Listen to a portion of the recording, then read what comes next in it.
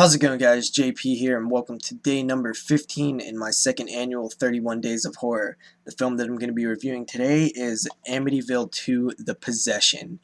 And this film is actually a prequel to the first film, which I actually reviewed last year in the 31 Days of Horror.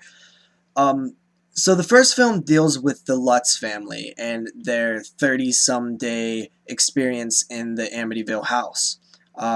The second film deals with the events that happened before the Lutz family moved into that house. This one deals with the real life case of the DeFeo family, and it follows that story. They changed the name of the family from the DeFeos to the Montellis in this film, or Montellis or something, and we basically follow them. So this is a prequel, and in my opinion, I wouldn't say a stronger film than the first one, but definitely a more rewatchable and more enjoyable film, at least in my opinion. It's my favorite in the series. Anyway, we follow the Montellis who enter the Amityville home. It's, an awesome big home that is just, perfect. It's a dream home. And the family consists of the father, who is kind of abusive to the children, and the wife. He has a very rocky relationship. They kind of hate each other with the oldest son, and that's kind of our main character, the oldest son. His name is Sonny, I believe, and he is the one that gets possessed by whatever evil spirits slash devil is in the house. Then we have the wife, who is not a strong. You don't feel that she's a strong woman. You feel that she's a housewife that kind of takes orders and directions. Then we have the oldest daughter, who is develops a very, very strange relationship with her older brother. And then you have the two younger siblings, who are, I believe, a boy and a girl, and they're, I don't know what age they are, but they're pretty young. So this family moves in there. A priest comes to bless the house and senses some, bad vibes in the house. Some stuff goes down. We have the son being possessed and changed into, slowly changed into a evil, possessed kid.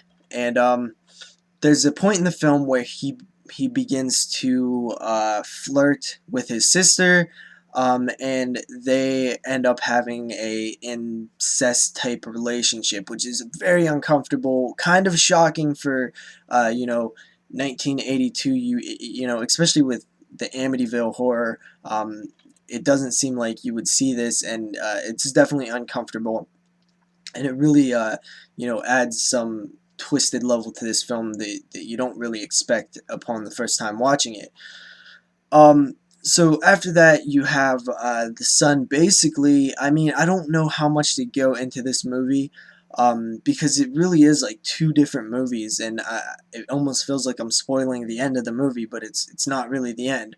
The son ends up, I'll just put it this way, the son attempts to kill members of his family, and he ends up being arrested, and he is possessed by the devil. And the second half of the film is like a straight up exorcism film.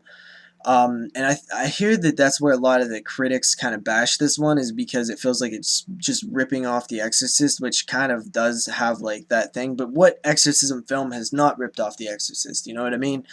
There hasn't been a film that even come close to topping The Exorcist in that genre, in that subgenre. So it doesn't really bother me. I actually kind of like it in its own way. We have some good scenes, in my opinion, of some like pulsating effects where there's like his skin is pulsating and his head and stuff. It just looks great, in my opinion. A lot of dark, rainy, cool atmosphere that I enjoy.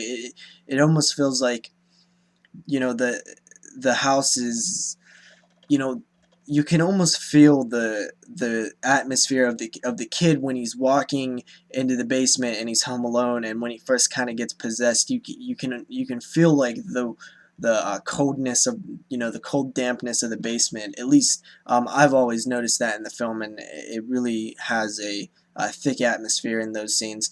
Um, some cool shots and stuff, cinematography. Just a pretty cool story, twisted, story that works well.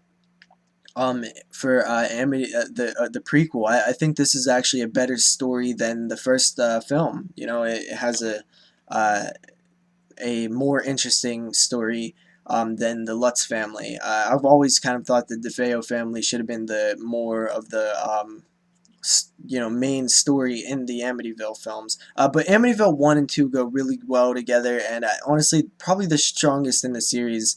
The series kind of goes way downhill after the second one. So I would give Amityville 2 The Possession a 7 out of 10. I really enjoy this one. It's pretty cool. So I'll see you guys tomorrow, and peace.